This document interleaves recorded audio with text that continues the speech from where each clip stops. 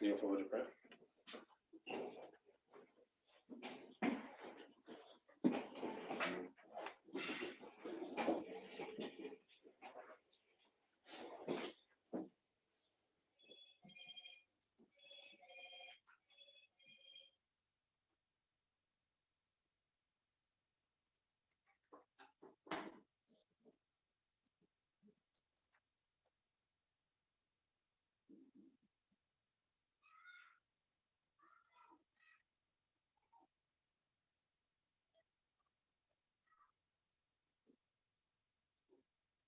Father in heaven, we ask for your blessing as we study your word. In Christ's name we pray.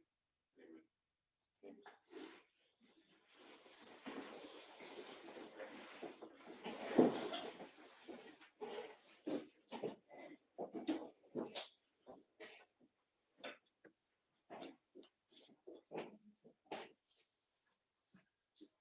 Good afternoon.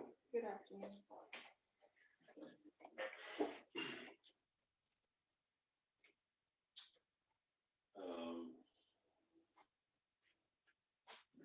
Okay, so we're going to pick up where we left off.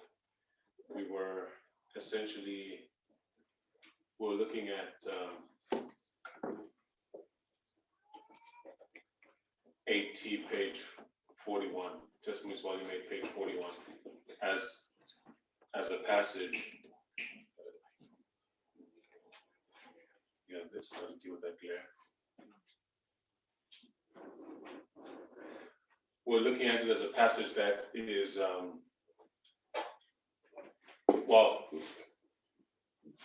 my suggestion is it's dealing with the Sunday Lord to the second coming time period. But of course, in order to establish, we need first to establish whether that is actually so, or determine how we come to that deduction, right? And we began to lay out the passage just as it reads, what it is teaching. She's standing in 1903, and she's writing off a vision that she's had, talking about this conflict between two armies, and there's an exchange where companies are leaving the Lord's side while tribes from the enemy side are joining the Lord's army. So there's this replacement that is taking place. And this is taking place there's a loud cry. We also saw that because an angel gives a cry for those on the Lord's side to leave the ranks of the enemy. Right. And we marked banners, visible standards. And when you look at the two armies with banners and we look at visible standards, there's the standard of God's army and there's the standard of Satan's army. So we laid it out as it reads, essentially, right? What's next from there?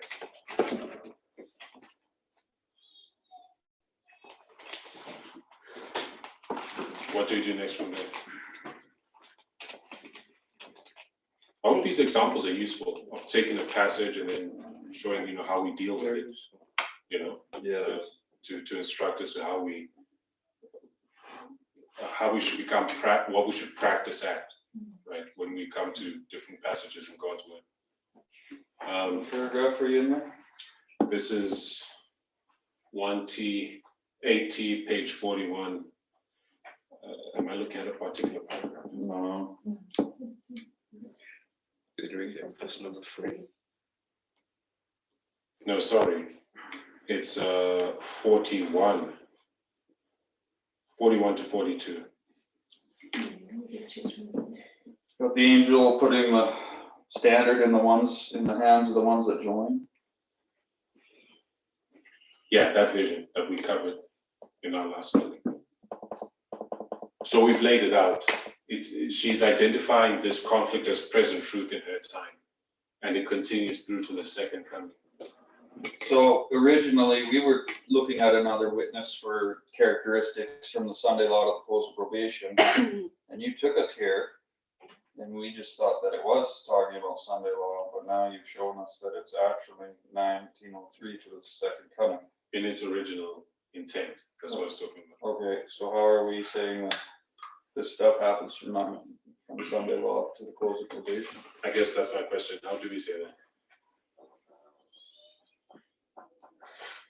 On which one? 1841? Yes, It doesn't start with this and that. it doesn't. It's not what we can do. Yes, in its original intent. But are we making application to the Sunday law? Well, Yes, Henry. Well, for one, when we consider the one paragraph which is found in 42 paragraph 1, it says now the church is militant. So if the church is militant, then there's already a closed probation right at that point that people are settled and sealed, or there's no changing of that church anymore. Sorry. Oh, hang on, not church, I'm sorry, I got this messed up here.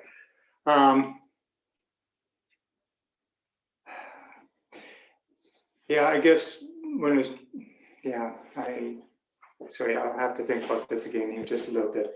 But I know that there was a victory that is gained. At last, a victory was gained. But I think there was a clue with the fact that we see this angel, and so we could tie it, with the third angel's message. And this is why, we place it there, because we know this is where it does its work. Okay, so she has a vision and she interprets her vision, yes? So we're taking her vision and we're making application of it. Not from the beginning. What do we not from the beginning? I'm actually not saying that's what I'm asking, is that what we're doing? But saying not from the beginning? What we've done is to read, contextually. Contextually, yes. Yes. And, pick up, the key words, that could allow us to see where we at, in that period of history. Okay, but what do we do with the fact that she says, what does she say? In her application of the vision, she says, now the church is militant. Now we are confronted with the world in midnight darkness, wholly given over to idolatry. And then she goes on to say, in the next paragraph, this is the scene that is presented to me. But the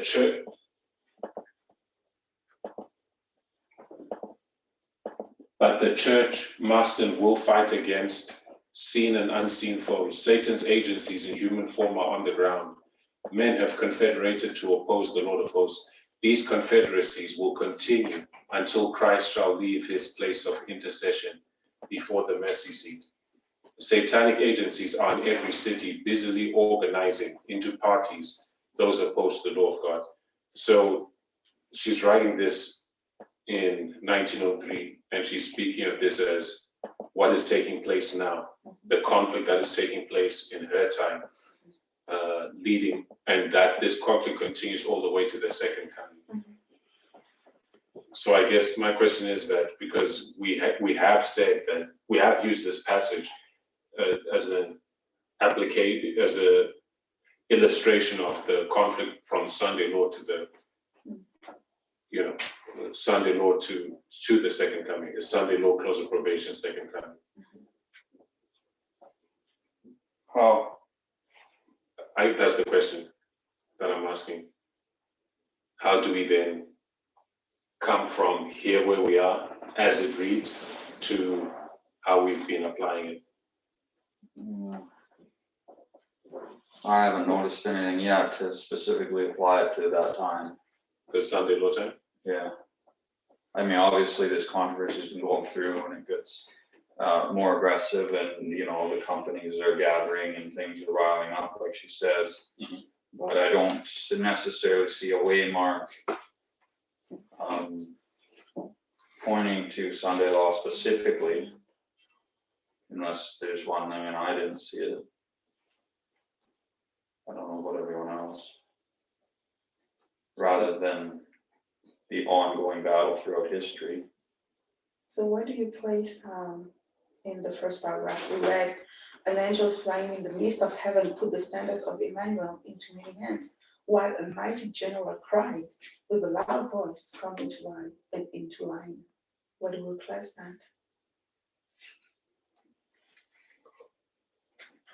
And it goes on to say, come into line. Let those who are loyal to the commandments of God and the testimony of Christ now take their position. Come out from among them and be separate, and touch not the unclean, and I will receive you. So come out from among them, is that what you're, is that your, like, after your Revelation 18 kind of a thing? Is that what you're thinking? Does it make sense?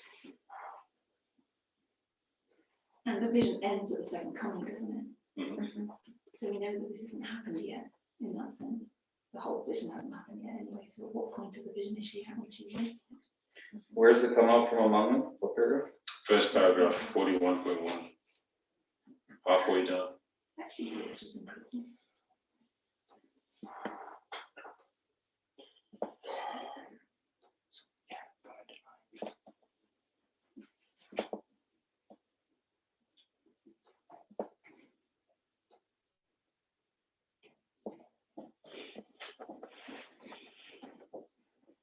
Any thoughts, Mr.?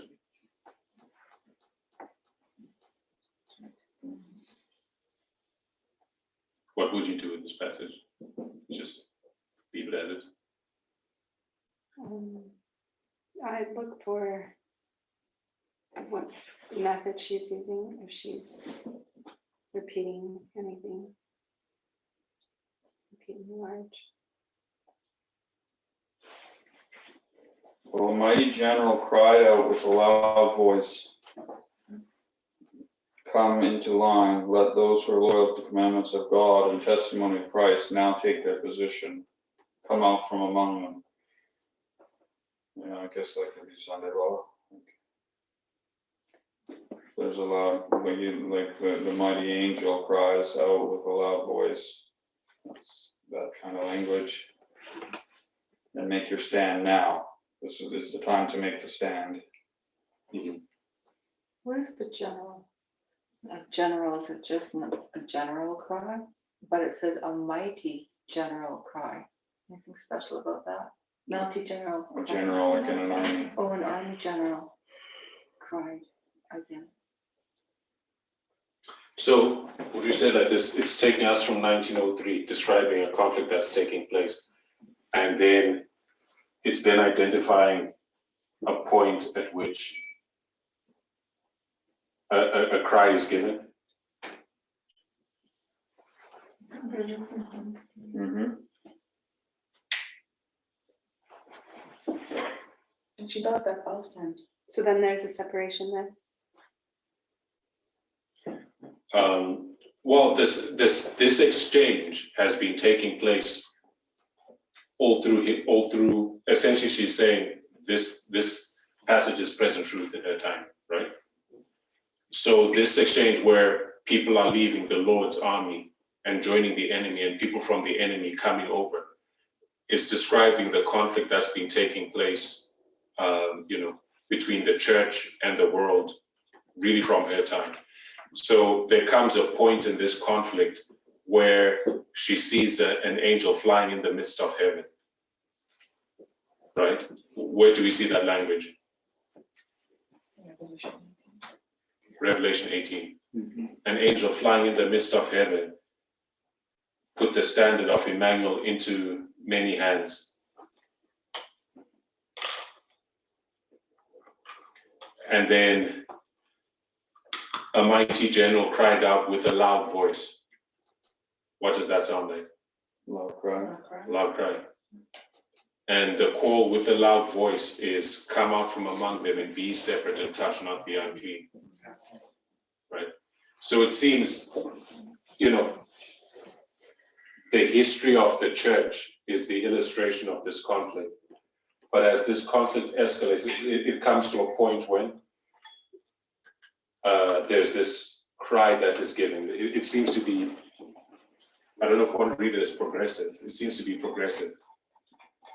Which would be very consistent with the writings, Mhm. because this is what we get from the Great Controversy. You know, those 5 waymarks. So she really makes the points, you know, for these last events, this last waymark. Mhm. You know, so that would make sense that this is where she started vision.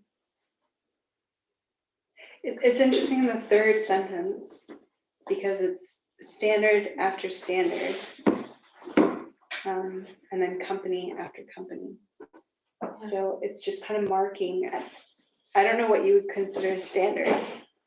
Is it like how I see it is, I haven't looked it up or anything, but it would Just look it up. Well, how do you see it? I would see it like, you know, at every test, there's a new light or knowledge to accept, What's a standard? like how I see it is like a standard to reach, like Within this context, is that what it is? what it says left in the trail, I don't know what it is. Who knows what that standard is? Standard after standard, like the standard of living, like No, the law. It's an ensign. It's a flag, isn't it? exactly. Yeah. Oh, it's good. Right, armies. And when do we see this army formed, fully formed and ready, you know, to fight as a unit, as one, So At the Sunday law. at the Sunday? But before we come to that, a standard, because some of us are not clear what that is. it's representing maybe each company. Yes, because like the Roman armies, they had like an ensign, like a flag, right? The eagle. That was the standard, and each of their, what they call, not centurions, Company? not companies, each of their legions was organized around the standard. There would be one soldier, I think, at the front with special uniform, and he bore the standard directing that legion, right? So it's kind of like the symbol, the rallying symbol. Armies would rally around the standard, right? And that standard was what, you know, they would rally around the standard and they would be directed by it, right? You know, so it's a standard is that sort of rallying symbol used by armies. It's not like a standard as in like standard of education type thing. So it's like a staff with a flag. And it identified who they were. So you leave it trailing in the dust because you let it down and the flag is now trailing on the floor. And I think people lost courage when the staff is down at the start of their film. It's just so strange because they it's just Basically, every time a standard goes down, the whole company's gone. Stays. Well, I want to make an application because I want to understand what that means. What a standard is. Know what application wise means. What an application. I want to understand what it means for us in application. Oh, okay. However, it does have a secondary application too, where it mentions here that which is established as a rule or model. No, but remember But the in the context context, is dealing with armies. So it's a military standard. Right, so we must identify it based on its context.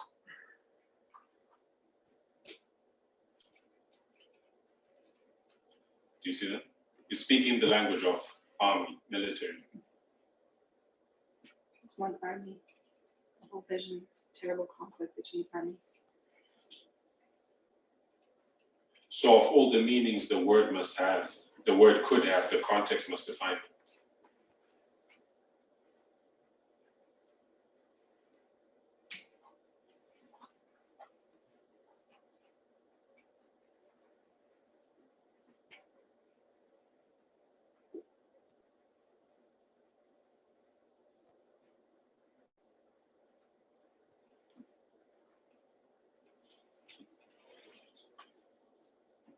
Does that make sense?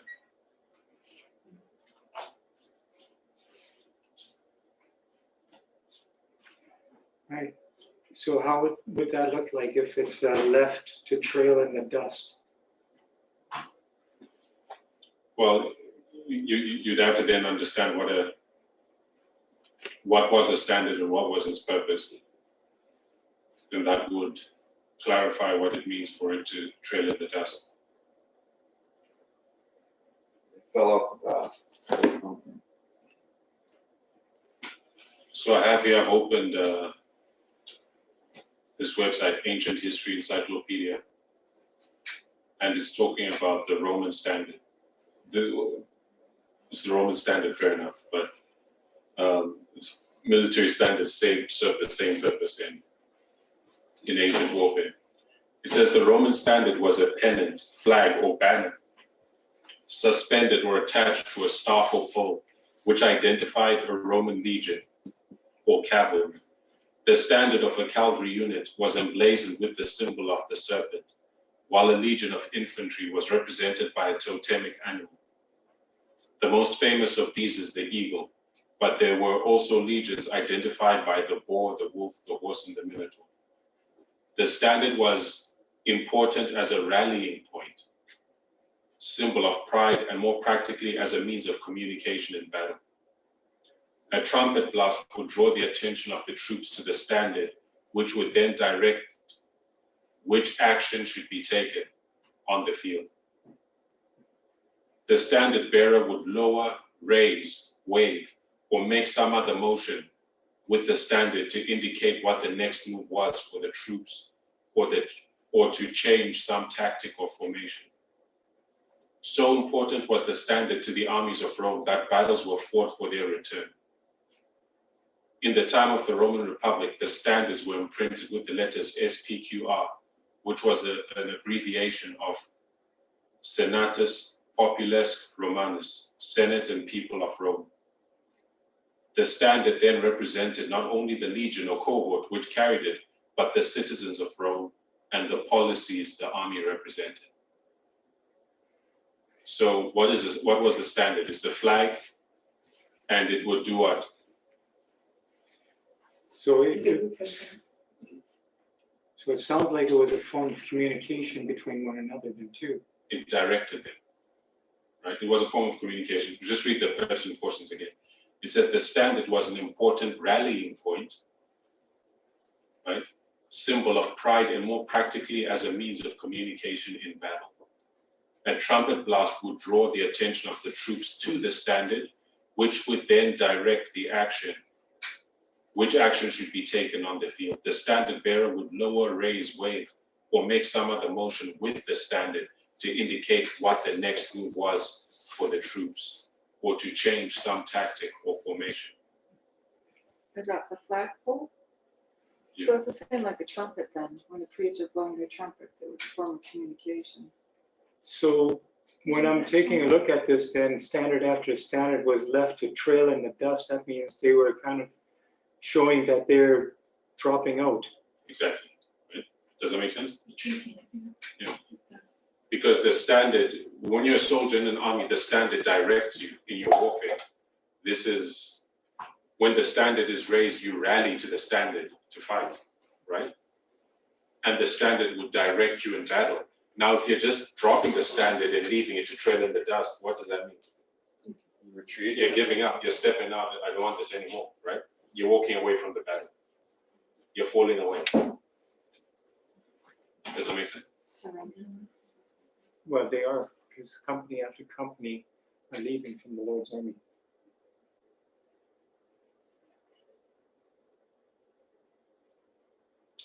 Right. Ask a question. Yes, we'll come back to that. Yep. So you're lying down here with 1903 to the second coming, and then underneath you've got armies, two armies, and then companies leave. So in brackets, or is this what we're looking at of what's in that line? Yes. Okay, so we haven't gotten to the tribes that join, or you've already got there? We discussed that last time, but basically it's showing that there are people falling away or leaving the Lord's army. And Right. that's the group that you have off the side. Yes, they're joining the enemy. Yeah, They're joining the ranks of the enemy, right? But you also have people, groups from the enemy side coming and joining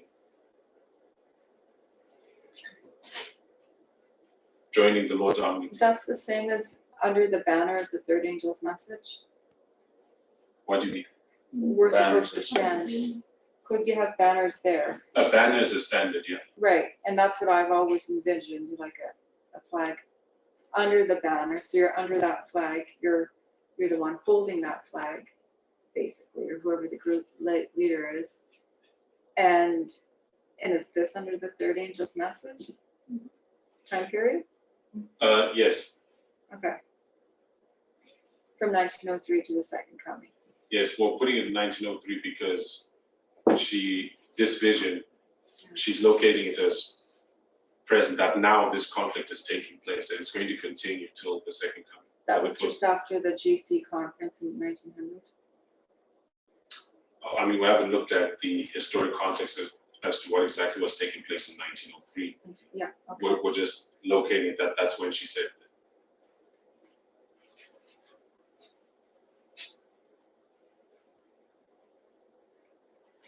Has it? I suppose leave it, so.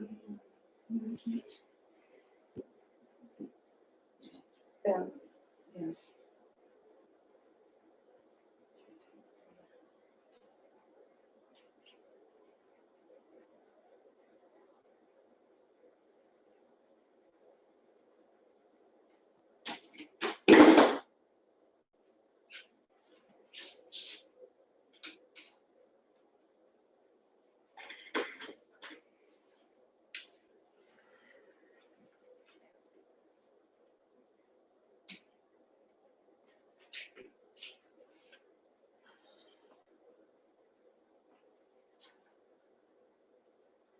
So 41.2 says the battle raged, victory alternated from side to side.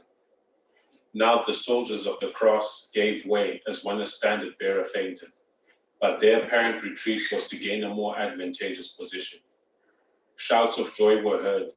A song of praise to God went up, and angel voices united in the song, as Christ's soldiers planted his banner on the walls of fortresses, till then held by the enemy. The captain of our salvation was ordering the battle and sending support to his soldiers. His power was mightily displayed, encouraging them to press the battle to the gates. He taught them terrible things in righteousness, as he led them on step by step, conquering and to conquer. At last the victory was gained, the army following the banner with the inscription, the commandments of God and the faith of Jesus, was gloriously triumphant.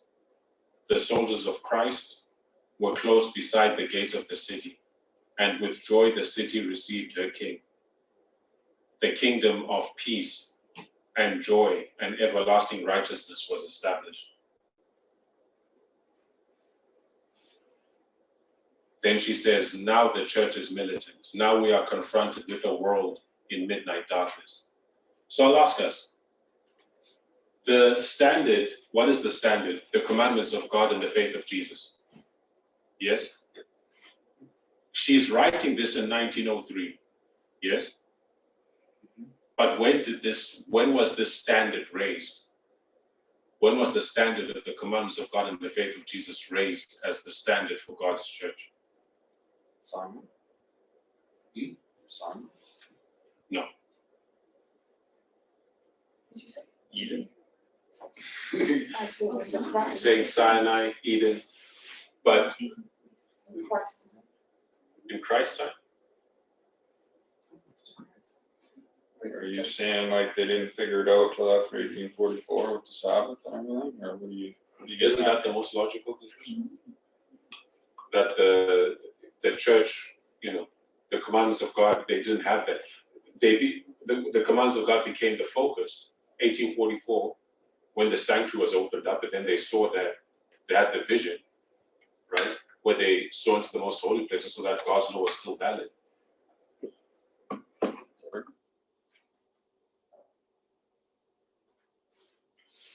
Does that make sense? Yeah. Right? Yeah, it makes sense, yeah.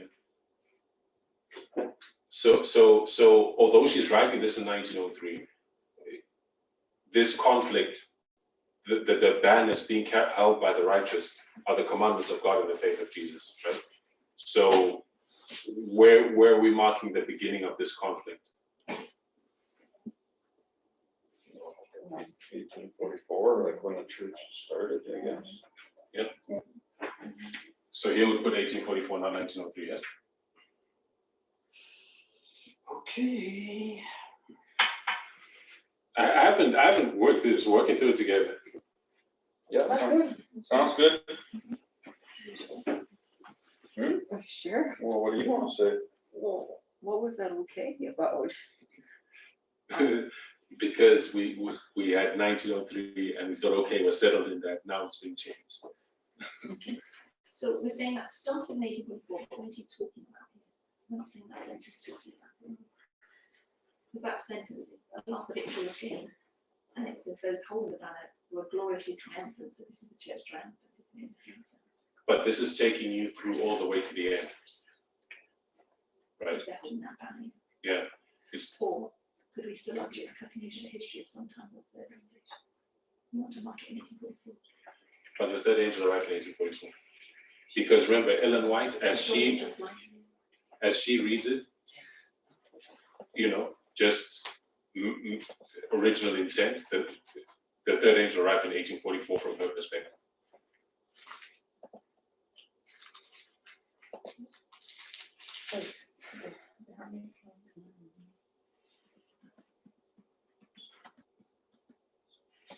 Were they triumphant in 1844?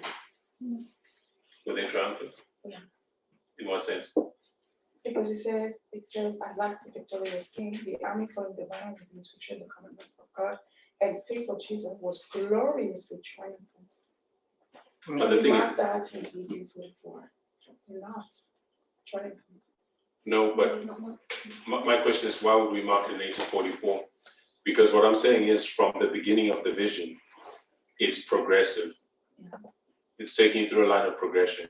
So this battle, the banner of the righteous is God's law, the commandments of God and the faith of Jesus, right?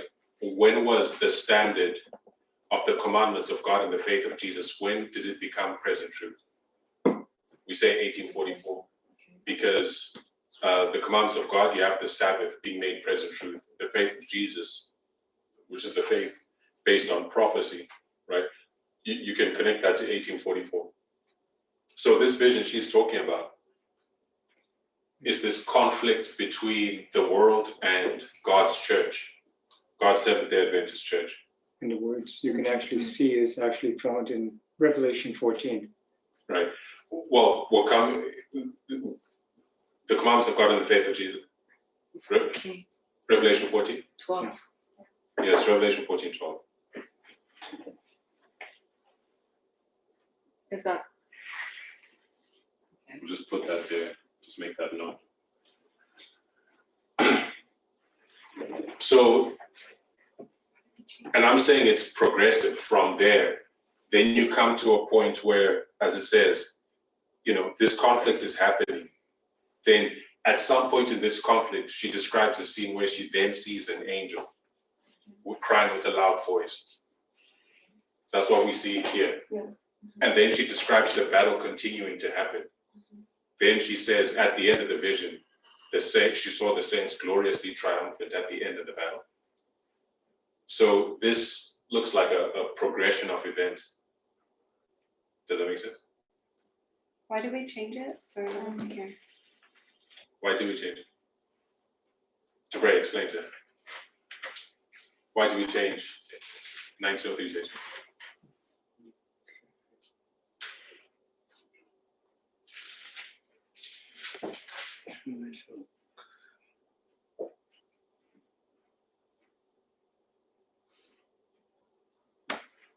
We read in 41.2, if memory serves me correctly.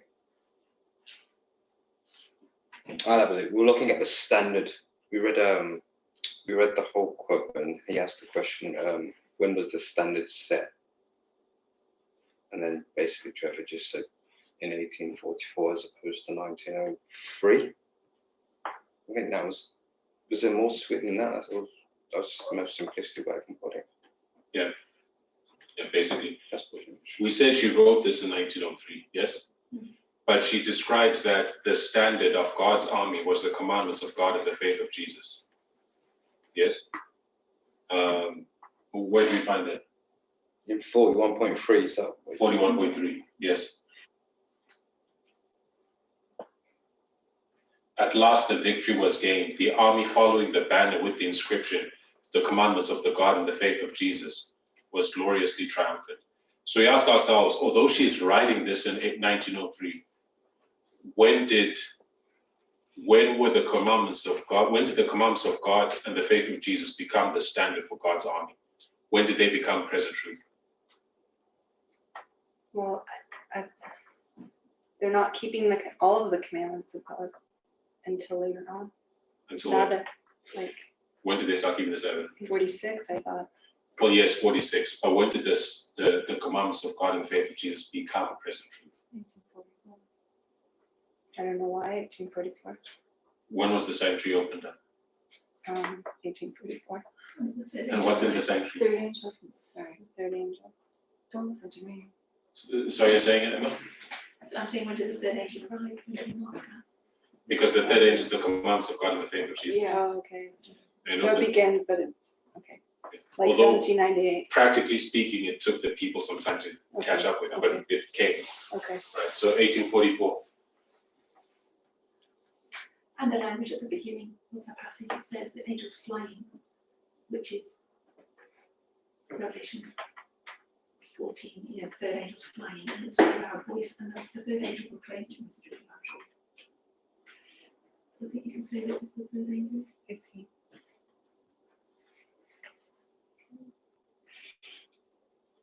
And that's why it's, yeah, never mind.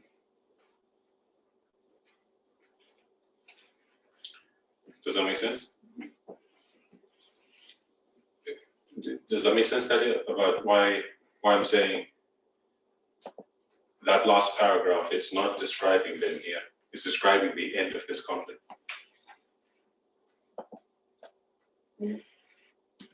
At the end is Victory. So, victory is, The end is the church triumphant and glorious. So she sees the whole conflict as a third angel. Victory. And And here the church is triumphant.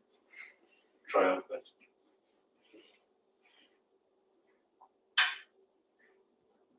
But throughout this conflict, when it was engaged in the battle, it was militant. so talking about that church militant, because it says now the church is militant. Now we are confronted with the world at midnight darkness, and almost wholly given over to idolatry. So that would be stating then that they've come into a Laodicean condition, which already took place in 1863, written in 1903 or 1904 here. So if she's mentioning that particular point, so she's standing with that point addressed to 1904. Sorry, repeat that. Okay, when she says now we are confronted with the world in midnight darkness, so she's referring to that particular time period that she's in darkness. Am I correct, or how would you read that? And would that then be in reference to 1903, 1904 area? Well, it's not here it's the world that is in midnight darkness. It's not the church. It's not referencing the condition of the church. It says now we, the church, were confronted with a world. The world is the opposition. The world is the enemy, and it's them that are in midnight darkness and almost wholly given to idolatry. So it's not dealing with the condition of the church. I see. You see that?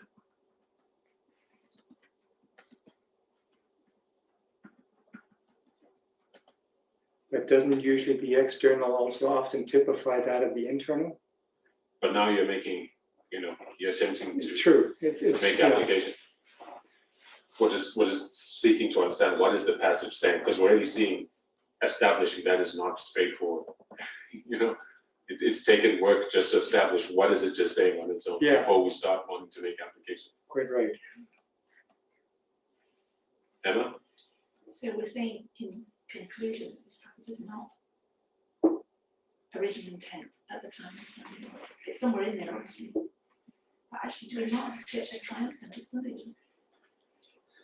Well, the thing is, when you look at the church triumphant, how she wrote about it, the church triumphant is the church that has gained the victory, right? At the second coming.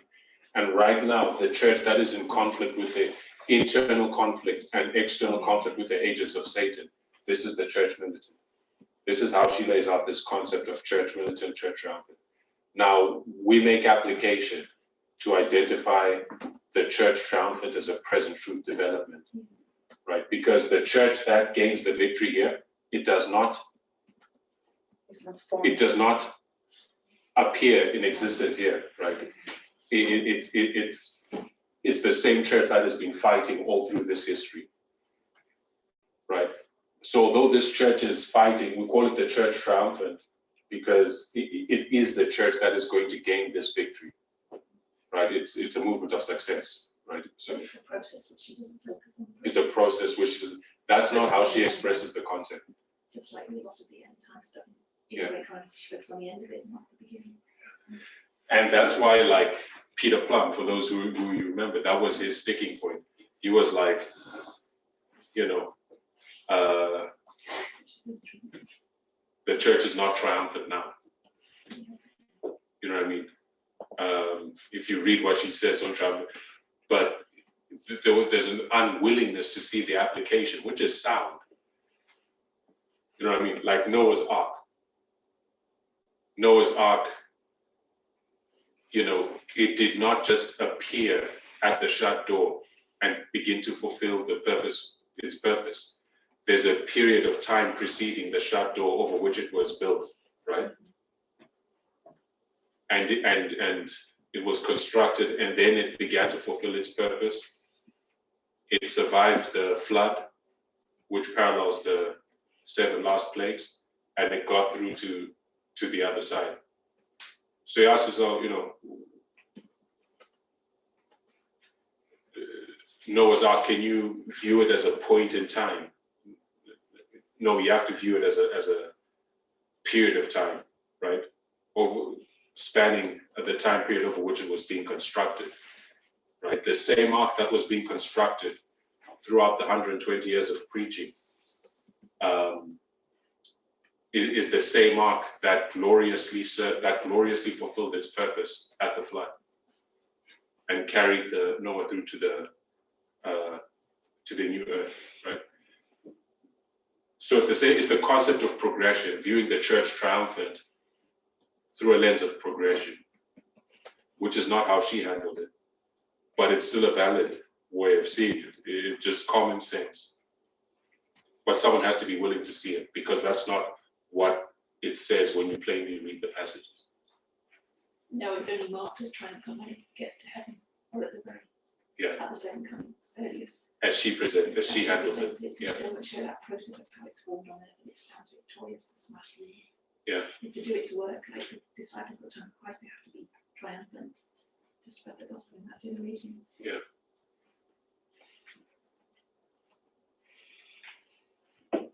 Does that make sense? Listen.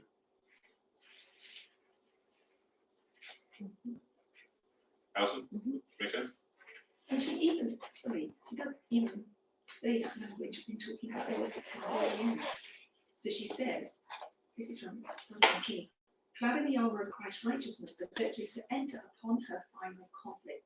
Fair as the moon, clear as the sun, and terrible as an army with banners. She is to go forth into all the world, conquering and to conquer. So she's describing a fair, clear, terrible army there that's got banners, that's ready for conflict, for the last conflict, which is going to go conquering to conquer. This is a picture of the church triumphant, isn't it? Even though she doesn't describe it in that manner, we use that passage. But when is it triumphant? It's triumphant when it has gained the victory.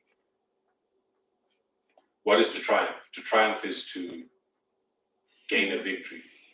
And, you know, in a conflict, the odds may be 100% in your favor, but you're not actually the winner till you win, right? Okay. I start a picture that's triumphant and they're all in harmony. They're going to go forth and battle together. And it's kind of it's overcome. They're overcome. It's sealed and ready and formed.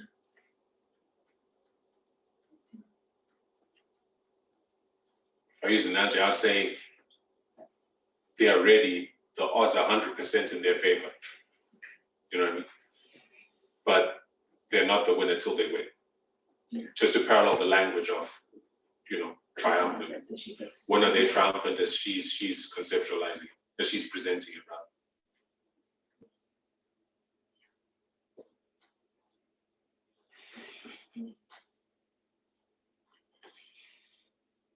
So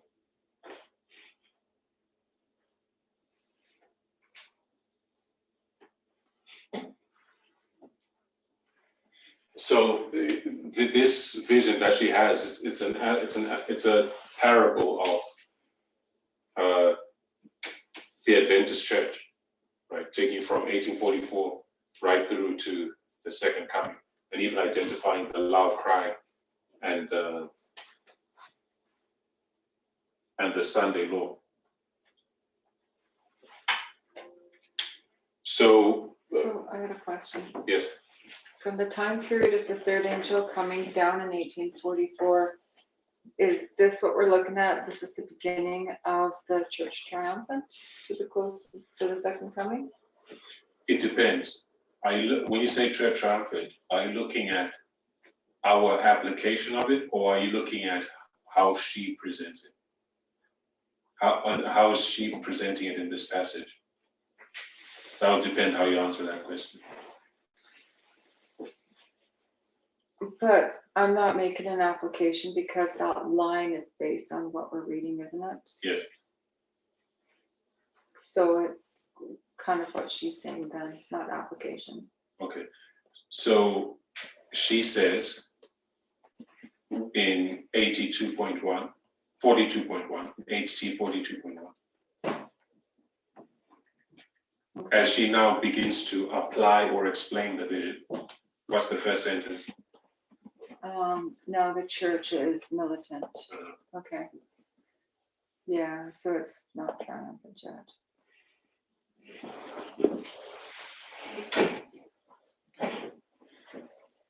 And the previous paragraph explains when it is triumphant.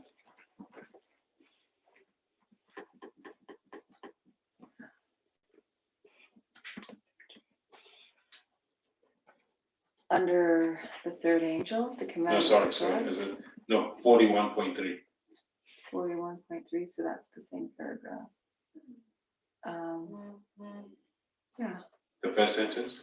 At last the victory was gained. The armies following the banner with the inscription, the commandments of God and the faith of Jesus was a glorious triumphant.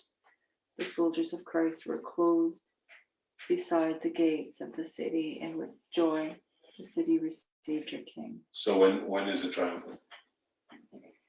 According to those lines you just read.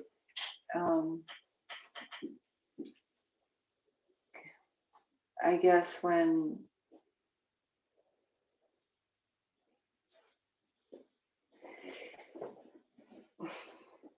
they went to heaven. Is that what I'm reading? The gates of the city with the joy, and I guess when they gained the victory and they're up in heaven. Yes, that's what it says literally. Yeah. But when are they received to go to heaven? If we start now linking into a way now, Second coming. second coming. So that's when it's church triumphant. Yeah, And- do you see that? I do. So right now it's not church triumphant, it's just militant still. According to the original intent, how this passage is saying. Okay. I see it in this passage, yeah. So that answers my question. Still under the third angel's banner, but it's at the tail end of it. Yes, the banner of the third angel, yeah, the tail end of that history. So if an application is made for us in our time, would we say that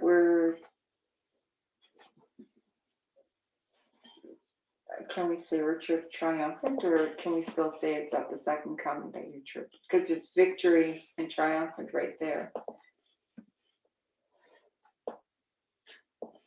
I mean, it's not church militant anymore, right? Because we've pulled away from the church. Well, it depends.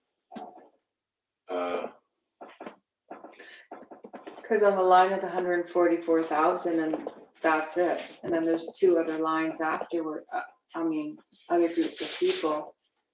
And so we're on the main line, leading toward or heading towards the second coming. So that would be the church triumphant. We are the church triumphant from the perspective that we are the church that's going to gain the victory. Mhm. We are a movement of success, right? Mhm. So from that perspective, we are the church triumphant. Right. But here she's identifying the church that is in conflict with the agents of Satan, in active conflict with the agents of Satan as the church militant. So from that perspective, we're still the church militant. Okay. So you have to be clear about from what perspective you're speaking, right? From that perspective, we're still the church militant, but we can also call ourselves the church triumphant in that, as I said, if I lay it out as a line of progression, the conflict ends at the second coming.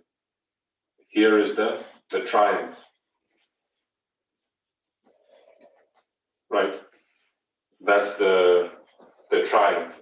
And over here, there is The gates of the city wall, or of the city. right? There's a church that triumphs. Yes? There's a church that is standing here triumphant at the second coming. But that church, did it just zap into existence at the second coming? Mhm. No, right? You can mark its beginning.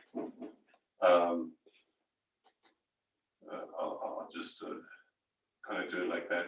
You can mark its progressive development.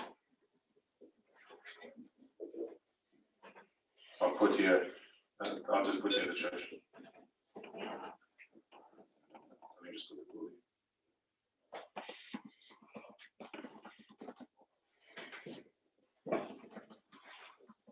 You can mark the beginning of this church way before. Mhm.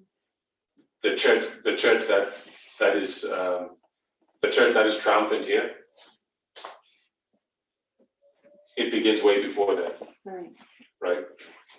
So from that perspective, this church here, even at the beginning, it's still the church triumphant. It's still it is still the church that gains the victory. If we use the principle of the seed, right? Mhm. You sow a seed here. The end result is A full tree. a full tree, Mhm. right? But within the seed is the tree. You get it? Mhm.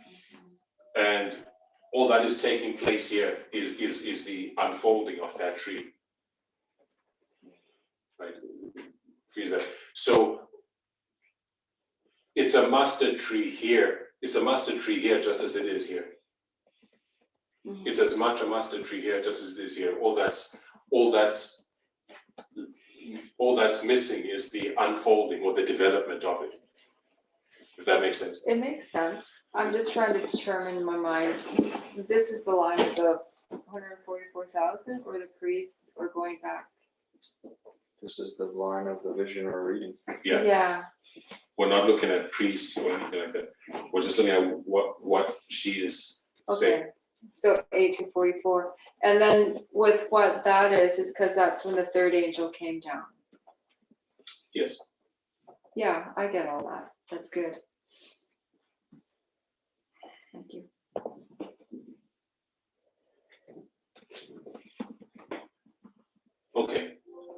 So are we all okay that that's what the passage is teaching?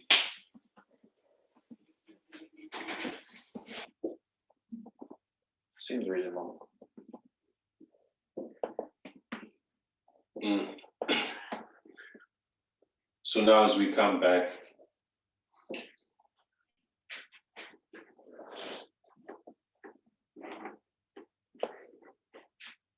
so what does this do to our initial thesis? Well,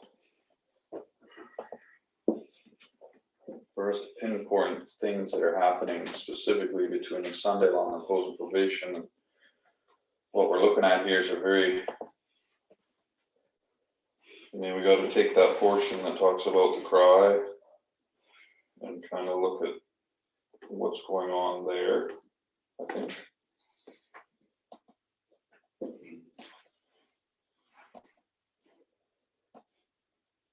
Well, after the cry, she just points out that the battle continued to rage and victory alternated from side to side. And then the righteous give a shout for joy as they gain the victory over the enemy. That's basically what is described. This is the original intent. Can we make application? Katja? Can we make application of this? And if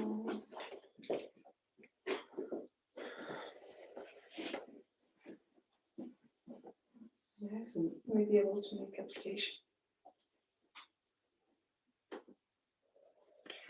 From 1989. from 1999 or probably 1844. Mhm. How so?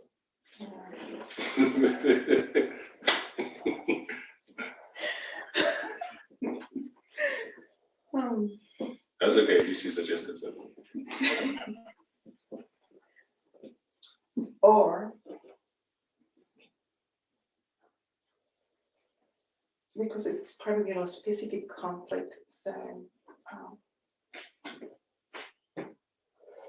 I would say maybe, from the Sunday law to the second coming, but I have to think right now.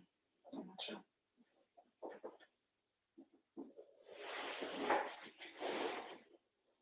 If we were to make application,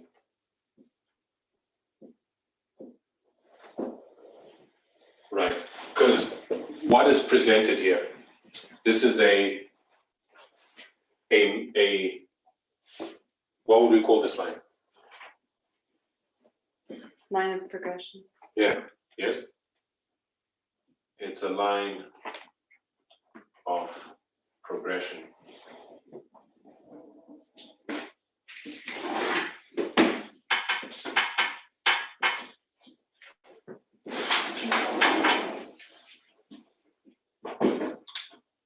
It's a line that is spanning,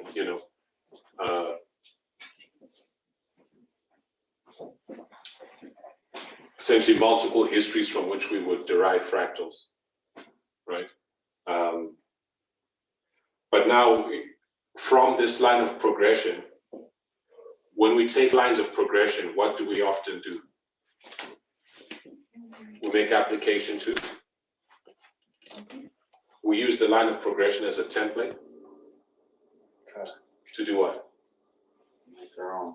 To make our own. And when we say make our own, what are we talking about?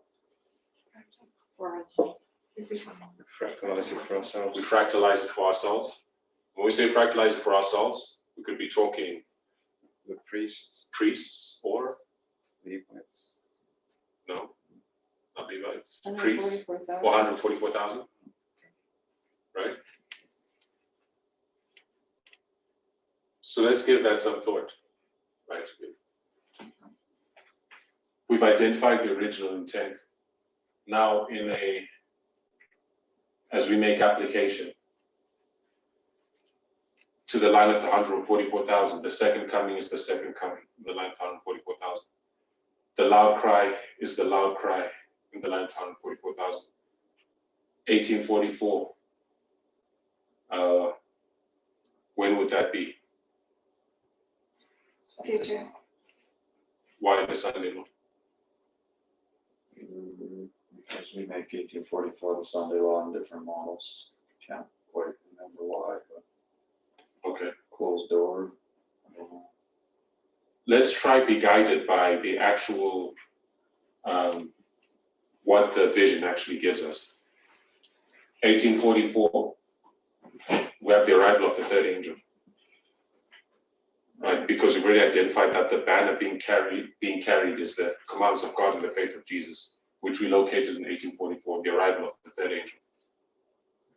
Which is, Sunday.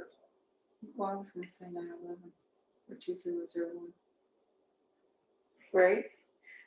In the line of the 144,000, Yeah, when does the third angel arrive? I can't remember.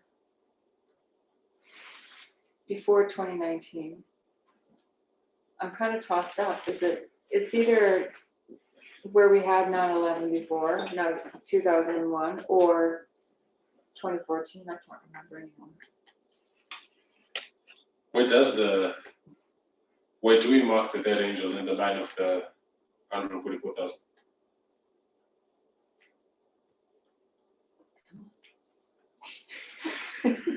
Nobody remembers, I think it's the Sunday law. How? but there was a Sunday law in 2014. That's for the priests. That's for the priests. We're looking at 144,000. Because if you look at Revelation 18, Babylon is fallen. And then comes the third angel. It doesn't fall until the Sunday law arrives. And then there's a calling out. So the third angel arrives after that. Rise after what? After Babylon is fallen, and Babylon hasn't fallen until the Sunday law. Complete fall. Okay. Okay. So the third angel begins at Sunday law. But I think you could also, for the line of priests, you could place it, Not priests yet, though. okay, Sunday law. And then the loud cry would be the loud cry. Okay, so you're voting Sunday. Is the image of the beast all together with the mark of the beast of the Sunday law though? Where's that coming in? I mean, we can answer your question, but Because isn't it's it, not anywhere yet. well, that's what I'm wondering is, are we tying it all in at the Sunday law? Because I thought the image of the beast comes first and then you receive the mark. The image of the beast is its own study because she presents it in different ways, Yeah, right? In the spirit prophecy, you know. Sometimes when she speaks of the beast and its image, she's conflating them as a single concept. mhm. True, she does. But So you then- have to look at the context of the specific passage and how is she applying it in that passage. Because we've understood that there's a progression. The image is the unification of church and state, leading to the mark, which is the actual decree, Mhm. right? That must be, and again, sometimes she speaks of the image and the mark as one thing, which would be at the Sunday law. So it depends on the passage that you're looking at. Because if we're gonna talk about the third angel coming at the Sunday law, it's a progression of time. And when does the third angel arrive? Does it arrive when the image is being set up or right at the actual mark? Receiving the mark of the beast. But then there's different time periods. You put that on different lines for different whatever reasons. So that's why I'm wondering, do we put it at the Sunday law? But it's the third angel that's arriving. I guess that's when we have to look at it. Maybe I'm making things more complicated.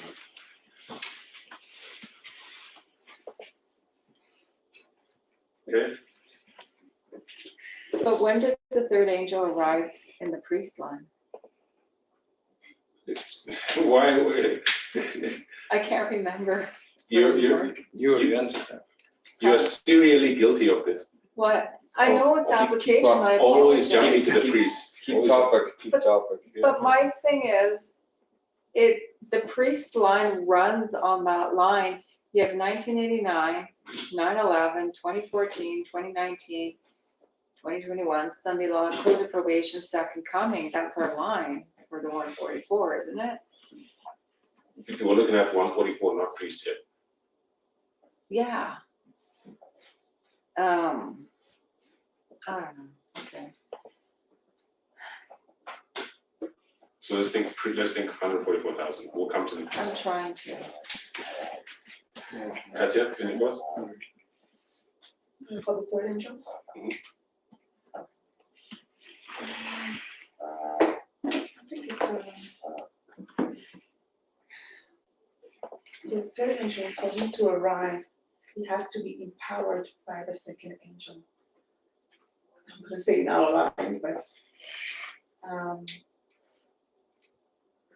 and for him to be empowered, it has to be, and when this, so you need to, know when the second angel is empowered. Should be 99. It should be before 99.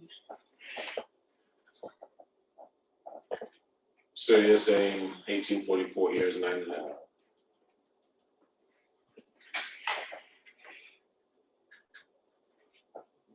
It can be. It depends on what you're looking for. I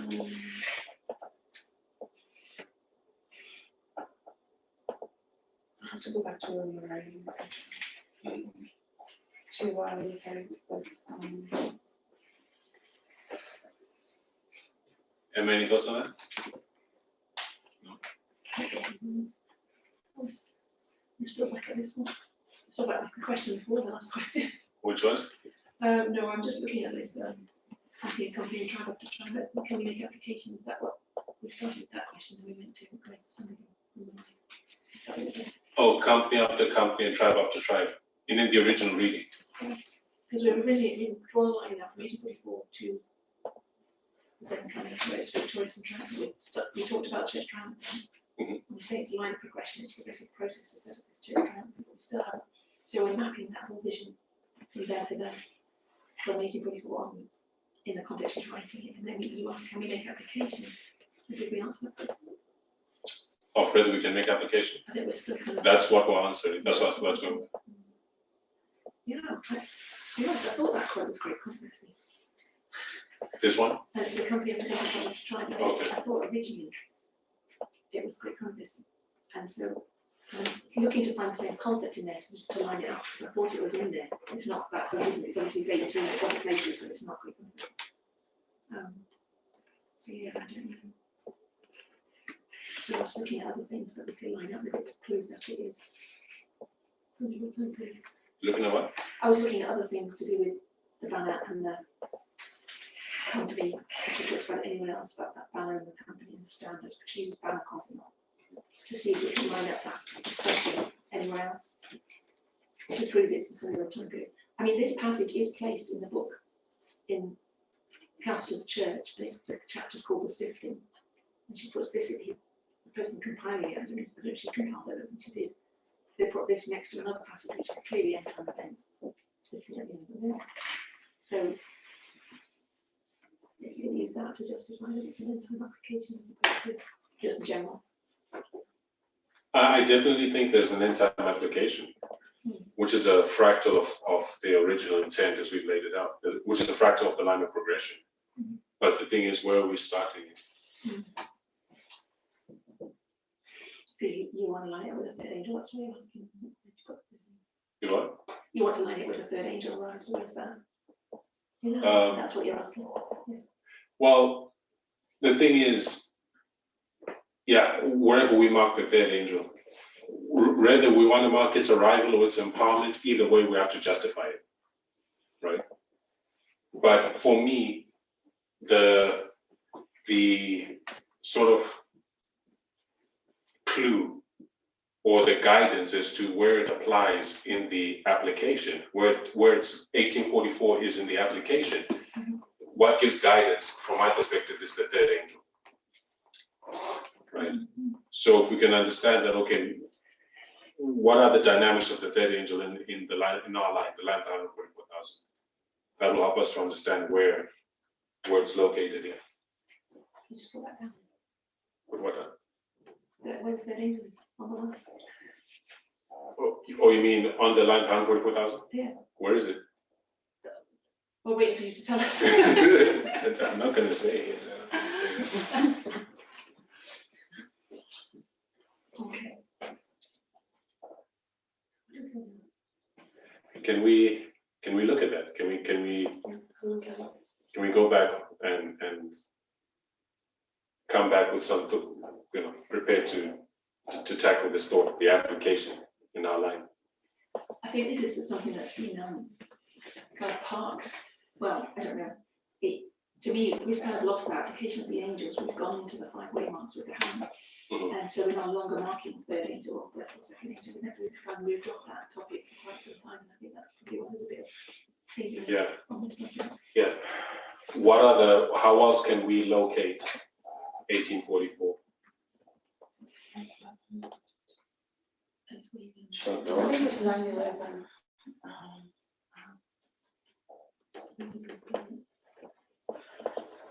I feel like it has to do with the Isn't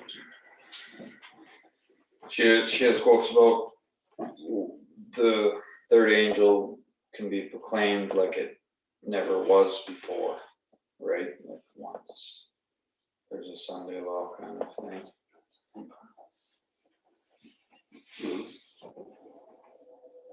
That's probably what I would say. What was it? Well, like when I forget the quotes, like the third angel can be proclaimed now like it never was. It'll have a power that it didn't have before or something like that. But when it's the Sunday law is, kind of a present truth topic going on in the world. You guys know the quote I'm talking about? I do. It has a power that it didn't have before.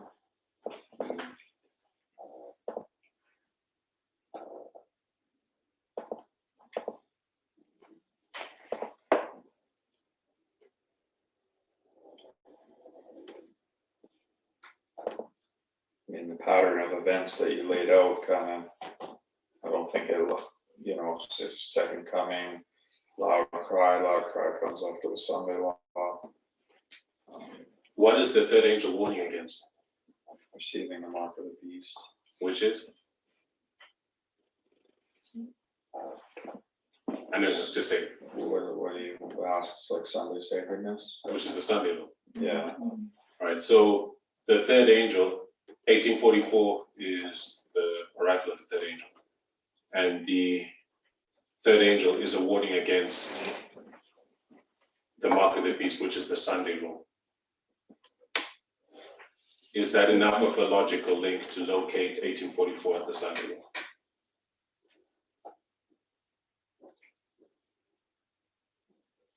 Well, at the moment, I don't have anything on the top of my head that can link it better.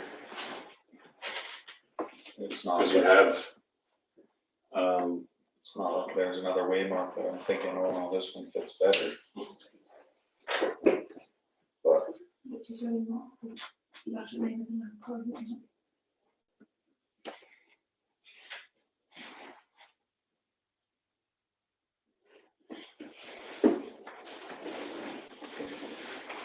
because we say line of progression, then here we say, I'll erase this.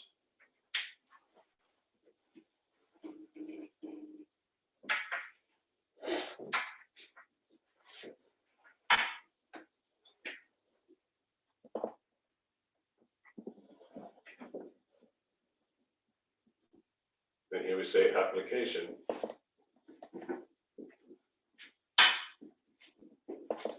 And here we're making application specifically to the line of 144,000.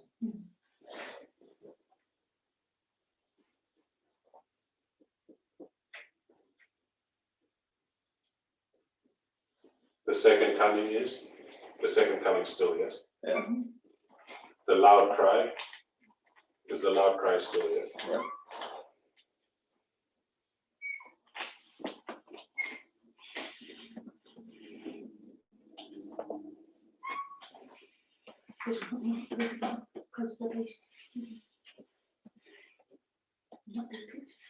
You said what?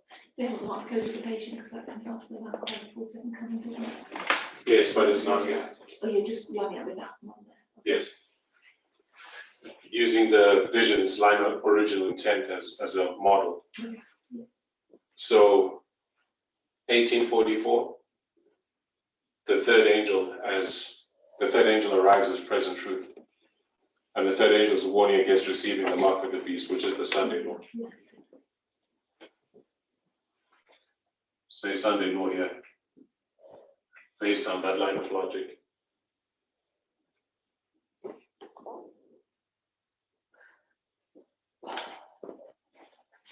Here's the line of the 144 begin. And I know you think I'm going back always to the priest. I'm not trying to, but I just want to know, when does the line of the 144 begin? 1929. Yeah, I know that. Okay. So when I was trying to give you the line of the 144, because I'm trying to determine when the third angel arrives on that line.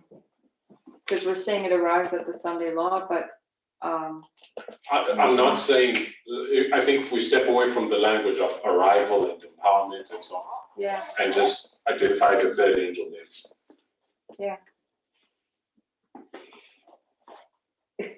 but it I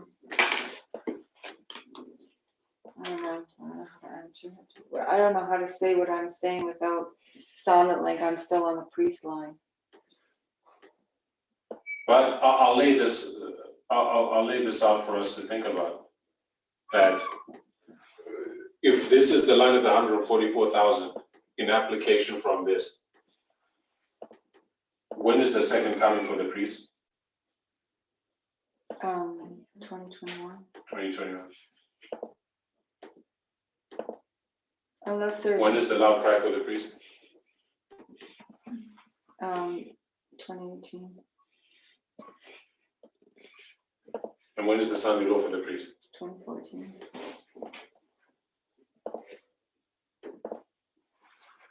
Okay, so here, of course, there's the close of probation, which is not, I'll draw it in a different color because it's not given in the thing. It's not given in the vision. So here we have COP.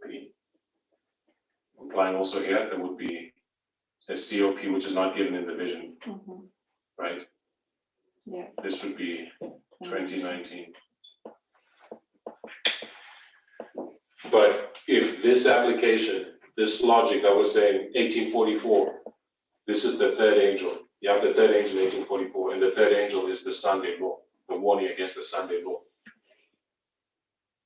So if you use that to make a link, that Sunday law here, so an application here in the 144,000, we see the Sunday, we can use that as a linking piece to locate,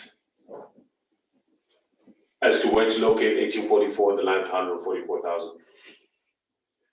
But there was no Sunday law in 1844. It was the third angel that arrived. Yes. And that's why we're saying it arrives at the Sunday law, but there was no Sunday law in 1844, so I don't see how you can put it down there. Okay, but what is the message of the third angel? What is the message? Huh? Okay, Yeah, Mark of the Beast. which is what? what is the mark of the beast? Church and state coming together. No, No, what is this? well, I thought it was church and state. No, you know what the mark of the beast Oh, is. okay. It's a Sunday law, right? Yeah, but, oh yeah. But it's the same thing, isn't it? Well, yes, there's church and state, but if we're going to answer most directly, it's the Sunday law. Right? Sunday law, yeah. So you have the third angel warning against the Sunday law. We're looking for a symbolic anchor, something to help us locate ourselves in our application in the land of 144,000. Mhm. The symbolic anchor is the concept of the Sunday law. Where do we see that concept in the land of 144,000? It's at the waymark of the Sunday law. That's the logic that I'm proposing. So if this is correct, I mean, Katya can look at it and see if she can make a tighter link to 9/11. But if this is correct, then when we look at when we take this model and look at it from the perspective of the priest, yes, it gives us 2014 to 2021, right? And we already identified that it's in this history here where she is describing company after company and tribe after tribe. So that's taking place. Well, that company comes tribe of tribe.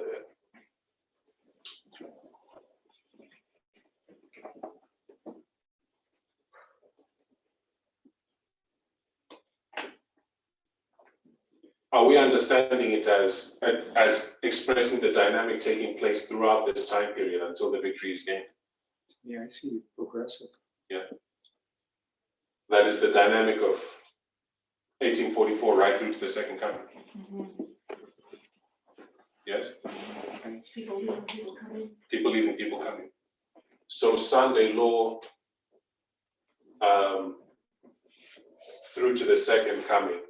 Well, we know it's not dealing with the close of probation. It would have to go elsewhere to obtain the information, that this conflict is sealed, is done and sealed at the close of probation. But at a general level, it's a statement of the conflict throughout this history.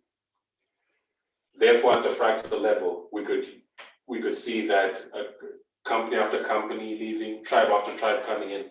It's a statement of the conflict throughout this entire time period of the history of the priest. Yeah. Because we've witnessed it. Right, Yes. okay.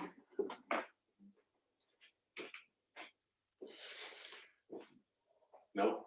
Yes? Yeah. Time's up. Henry, I just got a quick little question here. In that very first paragraph, when we're taking a view at this, when it also mentions the words, come out from among them and be ye separate and touch not the unclean. Now, would that then be in relation to Revelation 18 angel, where it's dealing with primarily the second verse of Revelation 18, where it says, Babylon the Great is fallen, has become the habitation of devils, and the hold of every foul spirit and the cage of every unclean and hateful bird, because we're seeing that it's to stay separate and touch not the unclean.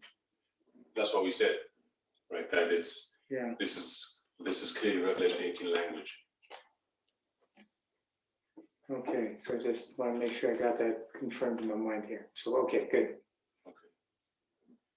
So we'll revisit this tomorrow. I'll ask us that we look at it.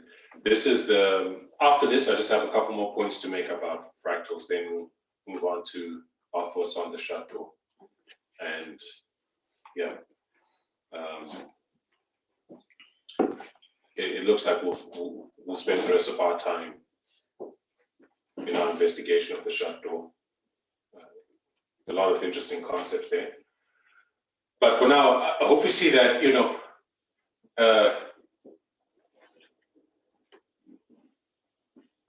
making application is not an easy thing. No. And we do it, in the past, we would just whip stuff together,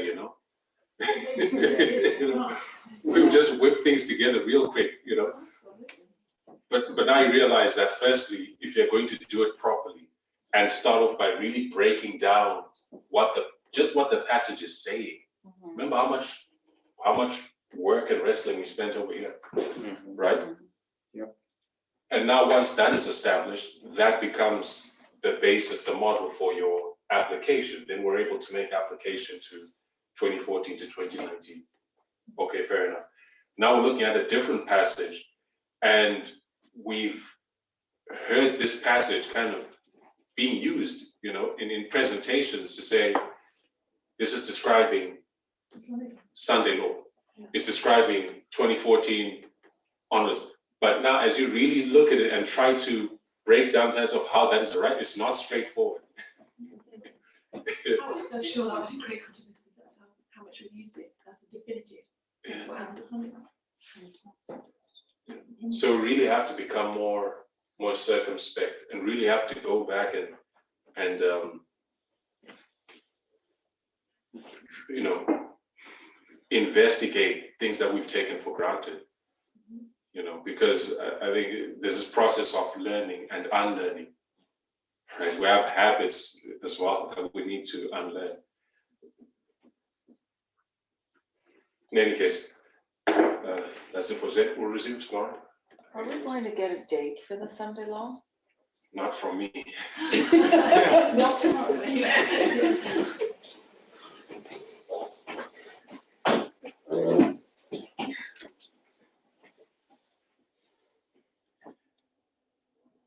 Father in heaven, we thank you for your word.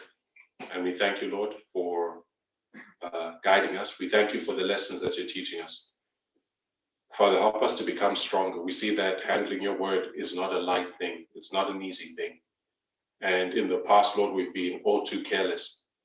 And Lord, it's a miracle that you've brought us this far, that we have with the truth that we had, Lord, with the really poor habits of study and reading that we had, and Lord, in many ways still do have. Lord, we ask that in this training time, you may help us to become firm, to become strong, to correct wrong habits, and to become clear in terms of how we handle your word, to become more diligent and disciplined. And Lord, more scrutinizing, more circumspect in terms of how we handle your word. We've come to the end of another day. We thank you, Lord, for you've been merciful with us throughout the course of this school. And we ask for your continued blessing, that the lessons may be rich, and that, Lord, we may continue to move along in peace. May you continue to be with us and keep us as we rest this evening. And bring us back tomorrow for another day of study. For we ask it in Jesus' name. Amen.